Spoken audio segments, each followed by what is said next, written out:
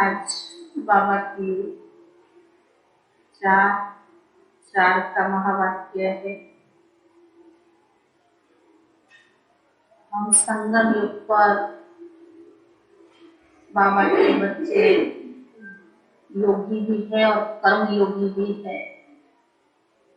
बाबा ने हम बच्चों को कर्म करते समय भी योग में रहने का तरीका बताया है। तो बाबा ने कहा आप बच्चों को कम से कम 8 घंटा योग में रहना चाहिए। बाबा ने कहा 24 घंटा है, 8 घंटा कर्म करो, 8 घंटा रेस्ट करो और 8 घंटा बाबा की याद में रहो। बाबा ने कहा जो पक्के निश्चय बुद्धि बच्चे हैं वो बाबा की याद के बगैर रह नहीं सकते और उनको बाबा से बहुत लव भी होगा, प्यार भी होगा। यानी हर कदम में बाबा जो कहे उसको प्यार के कारण से करते भी है।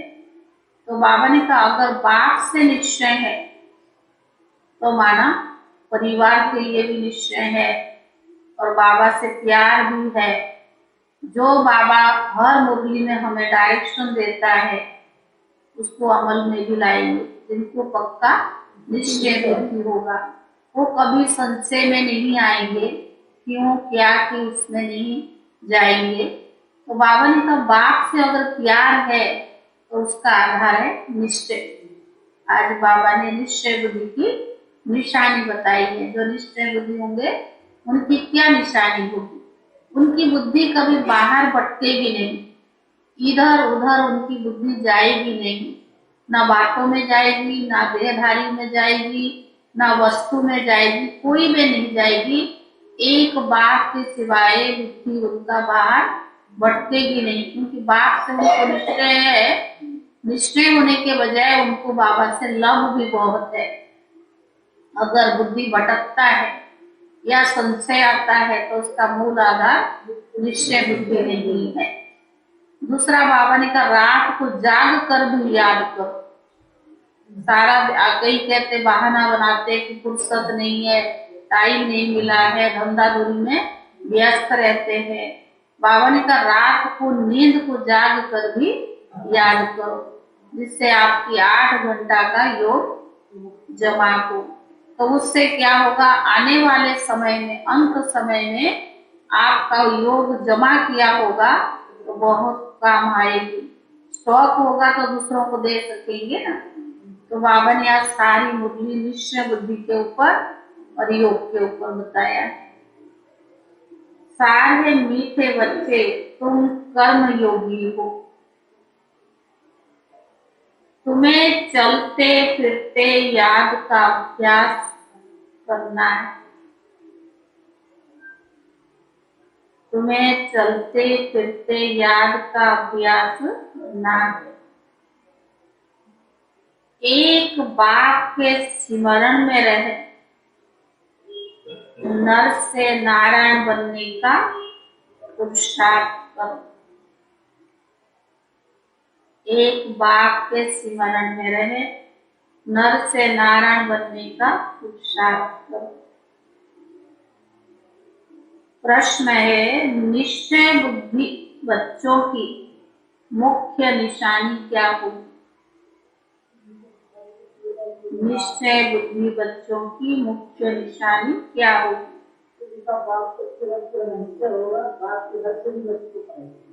लव होगा, निश्चय होगा, श्रीमत को पालन करेंगे, संशय नहीं होगी। उत्तर है उनका बाप के साथ पूरा लव होगा, बाप के हर फरमान को पूरा पूरा पालन करेंगे।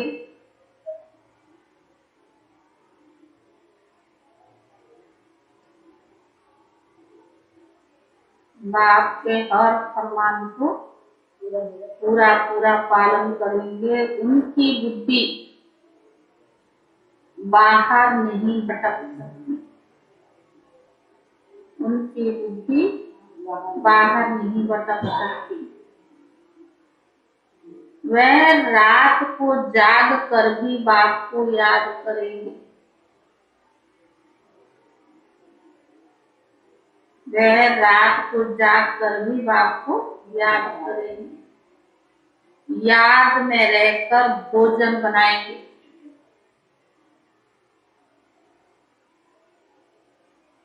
गीत है, तूने रात गमाई सो के, दिन गमाया ताकि हीरे जैसे अनमोल जीवन में कैसे बनाती पौड़ी।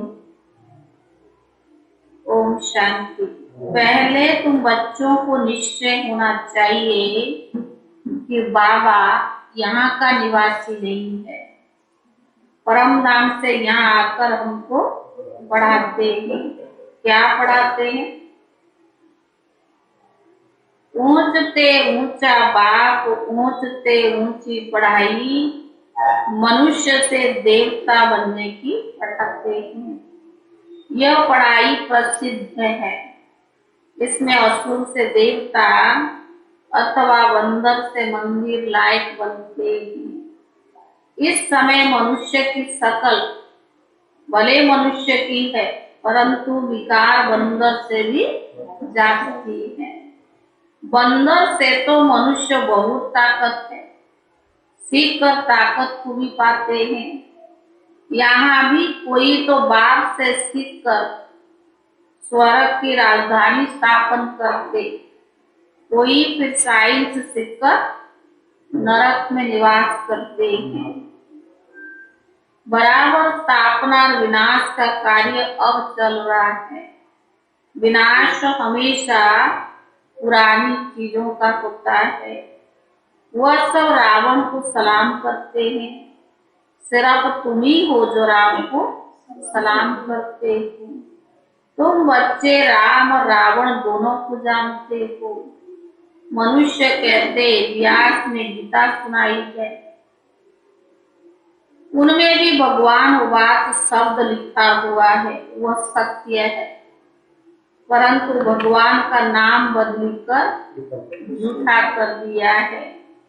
बाबा बच्चों को कितना समझाते कि प्रदर्शनी में सिर्फ एक बात ही समझ जाए कि गीता का भगवान शिव ना कि मनुष्य, यह भी समझते नहीं है। यह भी ड्रामा में नून है। सिर्फ सन्यासी है जो अपने को दुखी नहीं समझते हैं। सॉरी, सिर्फ सन्यासी है जो अपने को दुखी नहीं समझते। वास्तव में वो भी दुखी जरूर है, दुनिया में कोई सुखी थोड़ी है, परंतु कहते हैं हम दुखी नहीं है। या तो कह देते शरीर दुखी होता है, आत्मा थोड़ी दुखी होती है। आत्मा सो परमात्मा है, वो कैसे दुखी होगी? शरीर दुखी हो सकता है, आत्मा सो परमात्मा वो कैसे दुखी होगी? ये उल्टा ज्ञान है। अब है झूठ खंड। भारत स्वर्ग था, सचखंड था। बाबा समझाते हैं ड्रामा अनुसार दिन प्रतिदिन दुख बढ़ता जाएगा। भले कितने भी यज्ञ दान पुण्य आदि करे, परंतु परिणाम क्या निकले? नीचे ही गिरते गए। इस समय 100% भ्रष्टाचारी नरकवासी बन पड़े हैं। इसीलिए बाप का आना ही ऐसे समय पर होता है जबकि सब दुखी है और सब एक्टर्स आ चुके हैं। थोड़े आते ही रहते हैं, मेजोरिटी आए हुए हैं। अर्जुन अभी तो बहुत लोग दुखी और होंगे। साकार होती है ना, अभी तो अति की है। भगवान को याद करेंगे। तुम्हें तो खुद भगवान पढ़ाते हैं, तो कितनी अच्छी रीति वो पढ़ाई पढ़ना चाहिए। बाप, टीचर, सदगुरु तीनों ही इकट्ठे मिलते हैं। अब और किसके पास जाएं? दूसरा बाप भगवान हमें कितना ऊंची पढ़ाई पढ़ाता है, बाप टीचर सदगुरु तीन रूप में, तो बाबा के तो और किसके पास जाएंगे। बाप कहते भले ग्रस्त व्यवहार में रहो, परंतु मुझ निराकार परमात्मा की मत पर चलो तो तुम श्रेष्ठ बन सकते हो, और कोई गुरु गुसाई की मत पर नहीं चलो। तुम पूछते हो परमात्मा से तुम्हारा क्या संबंध है, क्या कहते बाबा ने कहा गॉड फादर है तो जरूर बाप से वर्षा मिलना चाहिए नई दुनिया का। किसकी बुद्धि में नहीं आता कि फादर माना रचयिता, स्वर्ग की रचना रचने वाला, परंतु यह है निराकार आत्मा भी निराकार है, यह मनुष्य को पता ही नहीं है। आत्मा का रूप क्या है, परमात्मा का रूप क्या है। आत्मा अविनाशी है, परमात्मा भी अविनाशी है। हर एक आत्मा में अविनाशी पाठ भरा हुआ है। ये बातें जब सुनते हैं तो मनुष्य की बुद्धि चक्री में आ जाती है। अब तुम बच्चों की बुद्धि में पक्का निश्चय है और बाप के साथ लव भी है। अगर पक्का निश्चय है तो बाबा से लव भी है। श्री बाबा फरमान करते हैं खाते पीते मुझ बाप को याद करो, याद से ही विकर्म विनाश होंगे और ऊंच पद भी पाएंगे। कोई तो भले यहाँ बैठे हैं परंतु बैठे यहाँ है, सुन रहे, जैसे तत्ता था क्या, जब तावा तत्ता बहुत होता है ना, क्या गरम पानी डालो तो क्या होता है, रुक जाता है। तो बाबा ने कहा परंतु बुद्धि बाहर भटक रही, बैठे यहाँ पता नहीं कहाँ कहाँ से क्या ला रहा है, बुद्धि बाहर भटक रही है। जैसे भक्ति मार्ग में होता है, माया का राज्य है ना, बुद्धि बाहर चली जाती तो बुद्धि भटकती है, बाहर चली जाती तो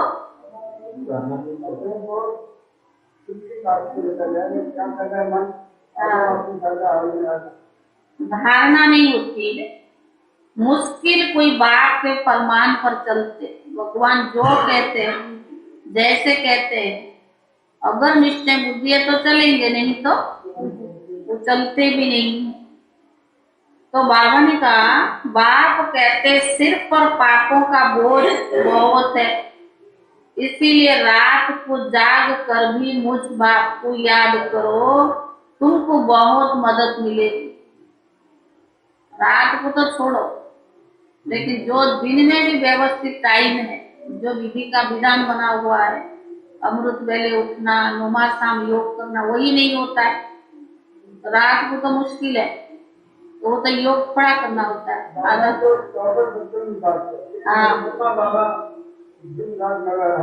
दादियां भी तो रात को जाकर कितने भी थके हुए 2 बजे बड़ी दादी उठती। तो बाबा ने कहा चलते फिरते बाप को याद करने का अभ्यास करो, याद में रहकर भोजन बनाओ, इसमें बड़ी मेहनत है, घड़ी घड़ी भूल जाते हैं। बच्चों को बहुत अच्छी अभ्यास करना चाहिए। 24 घंटे से 16 घंटा तुम फ्री हो, क्या विचार? 24 घंटे ना, और कितना समय जाता मोबाइल में, कितना समय है? 8 घंटा। भगवान ने कहा मुझे याद करो, उसमें 8 घंटा देना चाहिए, लेकिन वक्त कहाँ पहुंचा है, मोबाइल में जरूर 8 घंटा जाता है। याद कैसे? बुद्धि वो जो आजकल गंदगी भरा हुआ है ना, सारी छोटी सी चीज है उसमें सब कुछ गंदगी है, उसको देखते देखते बुद्धि इतनी खराब हो जाती है कि समझ नहीं आता है। हजारों कैसे, चाहे यज्ञ में हो, चाहे बाहर हो, चाहे बाबा के बच्चे हो, सब इसके पागल उसके पीछे। भगवान कहता मुझे याद करो, लेकिन याद तो तभी रहेगी ना, ऐसे दोनों काम नहीं चल सकता है, या तो वो छोड़ना पड़ेगा या तो वो छोड़ना पड़ेगा। बाबा ने कहा 24 घंटा से 16 घंटा तुम फ्री, बाकी 8 घंटा तो योग में जरूर रहना चाहिए। तुम कर्म योगी भी हो। बाबा कहते सब कुछ करते मेरे स्मरण में रहो। नर से नारायण बनने का पुरुषार्थ करो तो घर बैठे भी जबरदस्त कमाई कर सकते हो। बड़े बड़े आदमी भी आएंगे परंतु फूले आएंगे लेकिन अंत में आएंगे। तुम्हारे में भी बहुत है जो कहते हम लक्ष्मी को अथवा नारायण को बनेंगे। बाबा कहते घड़ी घड़ी भूल जाते हैं। ऐसे बहुत है जो कहते हैं शिव बाबा इनमें आते हैं। यह बात हमारी बुद्धि में नहीं बैठती है। कोई शक्ति है, पच्चीस है, परंतु बच्चे बात को समझते नहीं है, क्योंकि शास्त्रों में भी ऐसी बातें नहीं कि बाप आते। गीता है सबसे ऊंचा शास्त्र, उनमें भी मनुष्य का नाम डाल दिया है। फिर जो ऊंचते ऊंचा भगवान है, नाम फिर नीचे वाले शास्त्रों में कैसे आएगा? तो बाप कहते कितनी भूल कर दी है। अरे मैंने ये रुद्र ज्ञान यज्ञ रचा है। कृष्ण को कहते श्याम सुंदर, राधे कृष्ण ही तो लक्ष्मी नारायण बनते हैं। पूरे 84 जन्म लेते हैं। 84 लाख कहो तो भी पहले स्वर्ग में आने वाले तो लक्ष्मी नारायण। बाप समझाते तुम देवी देवता धर्म वालों ने 84 जन्म लिए हैं। तुम ही नंबर 1 के। तुम्हारी अब राजधानी स्थापन हो रही है। लक्ष्मी नारायण तुम्हारी माँ बाप थे, अब तुम्हारी राजधानी बन रही है। तुम अभी संपूर्ण नहीं बने हो, बनना तो जरूर है, पुरुषार्थी है, संपूर्ण नहीं बने और बनना तो पड़ेगा। तब तो सूक्ष्म वतन में साक्षात्कार होता है। अपने को संपूर्ण फरिश्ता समझते हो। फरिश्ते बनने के बाद लक्ष्मी नारायण बनते हैं। तो बाबा ने कहा उनका भी साक्षात्कार होता है, तत्व तुम भी बन रही हो। कितना अच्छी रीति समझाया जाता है। आजकल स्कूल में भी गीता पढ़ते हैं, जो पढ़कर होशियार हो जाते हैं, फिर दूसरों को भी पढ़ाएंगे तो क्या हो गया, पंडित हो जाते हैं। इतना ज्ञान अच्छा सुनाने की कला भी कई को है, बहुत अच्छा ज्ञान सुनाते हैं। सुनने में भी लगता है कि कितना बाबा ने इनके अंदर, लेकिन धारणा ही नहीं है ना, तो दूसरों को सुनाते तो खिसक जाता है, बैठता नहीं है। तो बाबा इनका पंडित बन जाते। सुनाने वाले तो ढेर फॉलोअर्स हो जाते हैं। जवान मीठी है, अच्छी रीति श्लोक आदि कंठ कर लेते हैं, पर मिलता कुछ नहीं। तमो प्रधान बन गए हैं। बाबा ही आकर सतो प्रधान बनाते हैं। 100 भी नंबर बार पुरुषार्थ अनुसार ही बनते हैं। सब आत्माएं तो शक्तिवान भी नहीं हो सकती, ये भी पॉसिबल नहीं है, लिमिट है ना हर चीज का। तो बाप को सर्वशक्तिवान कहेंगे, लक्ष्मी नारायण को नहीं कहेंगे। शक्ति की बात अभी होती है। अभी तुम राजा ही ले रही हो, अभी तुमको वर मिल रहा है। बाप कहते अमर भवो जीते रहो। सतयुग में तुमको काल नहीं खाएगा, वहां तो मृत्यु अक्षर ही नहीं है। ऐसे नहीं कहेंगे कि फलाना मर गया, तुम कहेंगे हम पुराना बुढ़ा शरीर छोड़कर नया लेते हैं। महाकाल का भी मंदिर है, उनमें सिर्फ शिवलिंग रख झंडियां आदि लगा दिए हैं। ऐसे बहुत पत्थर होते हैं जिनको सोना लगा रहता है, फिर घिस घिस कर बनाते हैं। नेपाल में नदी की रेती में भी सोना बाहर बह कर आता था। सतयुग में तुमको सोना बहुत मिल जाता है। अब तो सोना है ही नहीं, एकदम खलास हो गया, खानियां सब खाली हो गई। रशिया में बहुत बड़े बड़े हैं बनाया, फुहारा जैसे नहीं बनाते, तो उनके चारों तरफ उनकी जो यादगार है उनका मूर्तियां बनाते हैं, बहुत बड़े बड़े मूर्ति, पर सब सोने की बनी, सारा दिन रात फुहारे चलता रहता है। और उनकी सिक्योरिटी भी बहुत है, दूर से देखना होगा आपको, वो नीचे है और ऊंचाई बहुत है, जो आप ऊंचे पर खड़े होकर नीचे को देखना होगा। जगह जगह उन्होंने, पर सब में सोने की वो लगा रखा उन्होंने, बड़े बड़े मूर्तियां हैं। वहां के राजा है या उनकी जो इष्ट होते हैं जिनको मानते हैं, बहुत बड़ा बड़ा, मेरे को लगता है 1 एकड़ में ऐसे ऐसे स्थान बना हुआ है, क्योंकि बहुत जगह है, वहाँ लोग कम है। बहुत अच्छा सुंदर है वो जो स्थान है। रसिया का जो राजधानी मॉस्को है, तो उसमें बहुत सारा सिर्फ सोना ही सोना, इतना उन्होंने उसको कर रखा है।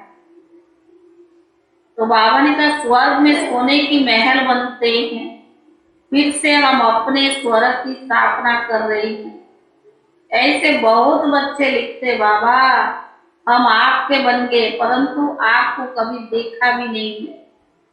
अभी तुम अमर लोक के लिए शिव बाबा से अमर कथा सुन रही हो, पर निश्चय से ही विजयी हो। जो बाबा सुना रहा है उसके लिए क्या चाहिए? पक्का निश्चय हो, निश्चय भी पक्का होना चाहिए। कच्चा पक्का नहीं, अभी कुछ कभी कुछ, थोड़ी सी परिस्थिति आई, थोड़ी सी बात आई या कोई अनहोनी हो गया तो निश्चय टूट जाता नहीं। चाहे कुछ भी हो जाए, बाबा में पूरा निश्चय होती, पक्का निश्चय चाहिए।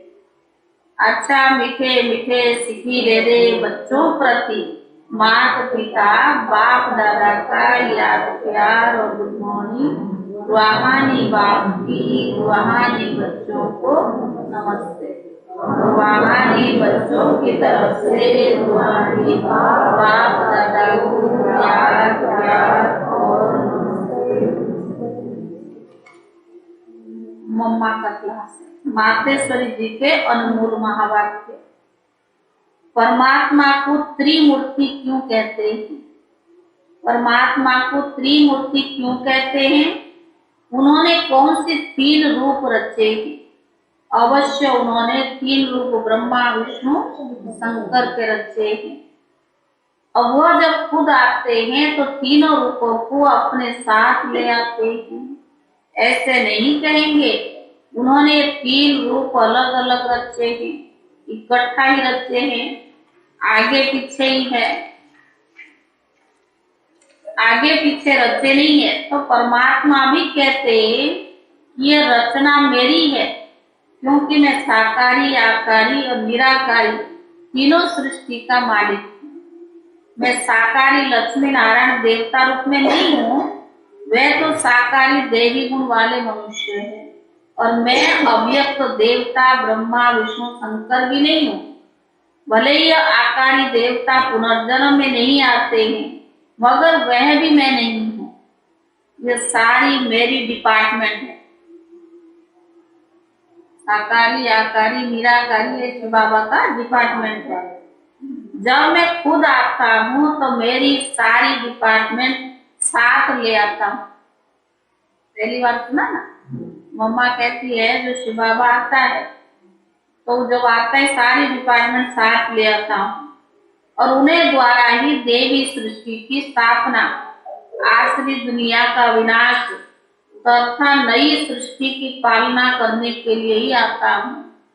मैं तो डायरेक्ट ऊपर से पवित्र आत्मा आता हूँ, और जिस तन में आता हूँ वह भी बहुत जन्म के अंत के तमोगुण वाले हैं। उस तन में प्रवेश होकर उनको भी पवित्र बनाता हूँ, जिसका भविष्य जन्म सर्वगुण संपन्न 16 कला संपूर्ण श्री कृष्ण है। क्योंकि परमात्मा तो सर्वगुण संपन्न सर्वगुणों का सागर है, विकर्माजित है। उनसे सेकंड नंबर श्री कृष्ण बनता है, बनाने वाला तो शिव बाबा को वो बनता है, जिसके फिर अंत का जन्म ब्रह्मा तन है। परमात्मा के माफिक पवित्र आत्माएं कोई भी नहीं है। उन्हों को पवित्र बनाना पड़ता है। इसीलिए परमात्मा को ही सुप्रीम सोल कहते हैं। दूसरा, बिगड़ी हुई तकदीर को बनाने वाला ही परमात्मा है। अब यह तो सब मनुष्य जानते हैं कि तकदीर बनाने वाला तो एक ही परमात्मा है। परमात्मा को कहा जाता है तकदीर का मालिक।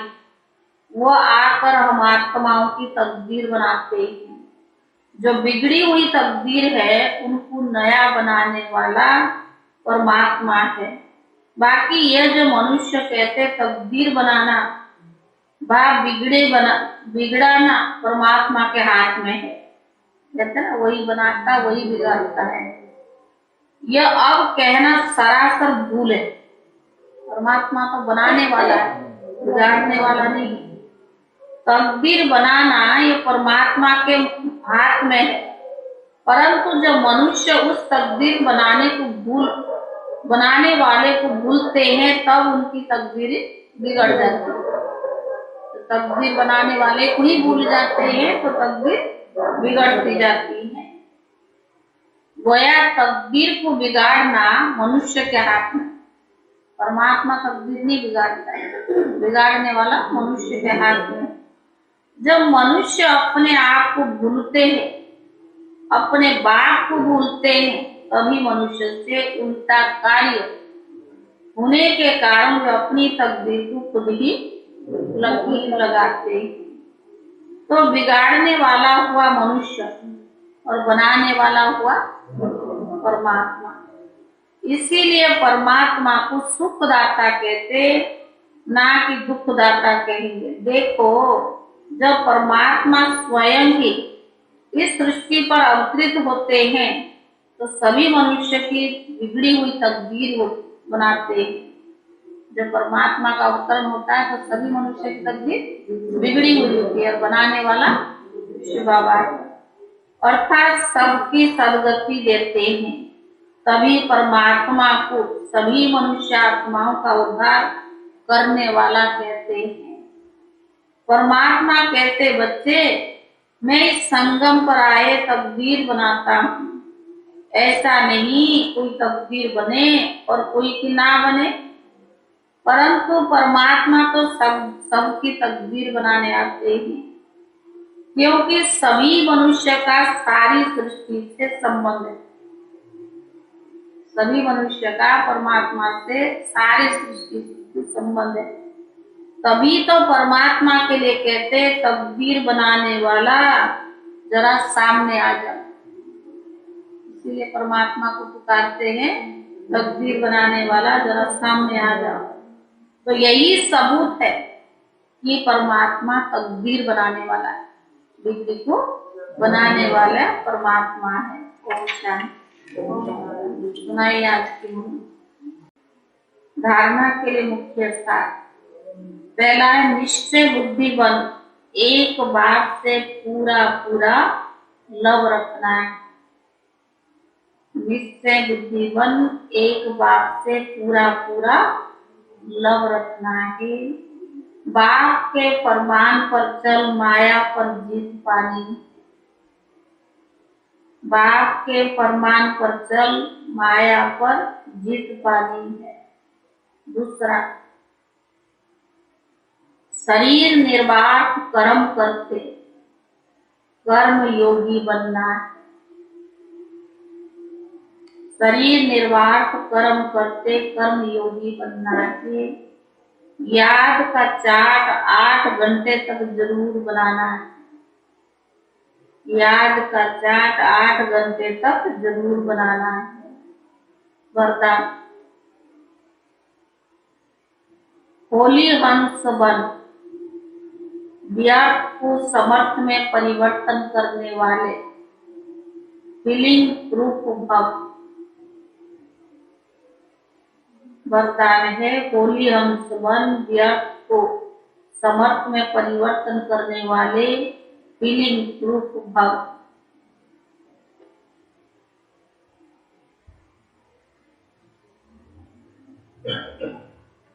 वरदान है, होली अंश बन, व्यर्थ को समर्थ में परिवर्तन करने वाले फीलिंग प्रूफ भव। सारे दिन में जो व्यर्थ संकल्प, व्यर्थ बोल, व्यर्थ कर्म, सारा दिन में जो व्यर्थ संकल्प, व्यर्थ बोल, व्यर्थ कर्म और व्यर्थ संबंध संपर्क होता है, उस व्यर्थ को समर्थ में परिवर्तन कर दो।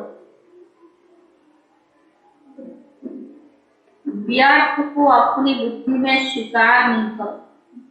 है व्यर्थ, लेकिन आप उसको अपनी बुद्धि में स्वीकार नहीं करो।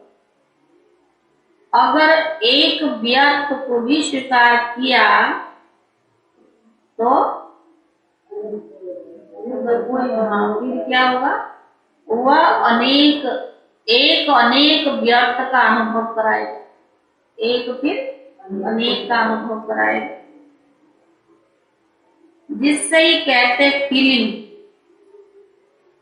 बात कुछ नहीं, अनुमान लगा लिया, कुछ हो गई, व्यर्थ है, सारा कोई हमारी काम की नहीं है। या शक कर लेते, अनुमान लगा लेते, जो भी है वो व्यर्थ सोच सोच के उसको क्या किया, फीलिंग में आ गई। और फीलिंग माना फ्लू की बीमारी, तो क्या होगा? फीलिंग में आ गई, इसीलिए होली हंस बन, व्यर्थ को समर्थ में परिवर्तन कर दो। इसीलिए होली हंस बन, व्यर्थ को समर्थ में परिवर्तन कर दो, तो फीलिंग प्रूफ बन जाएगी।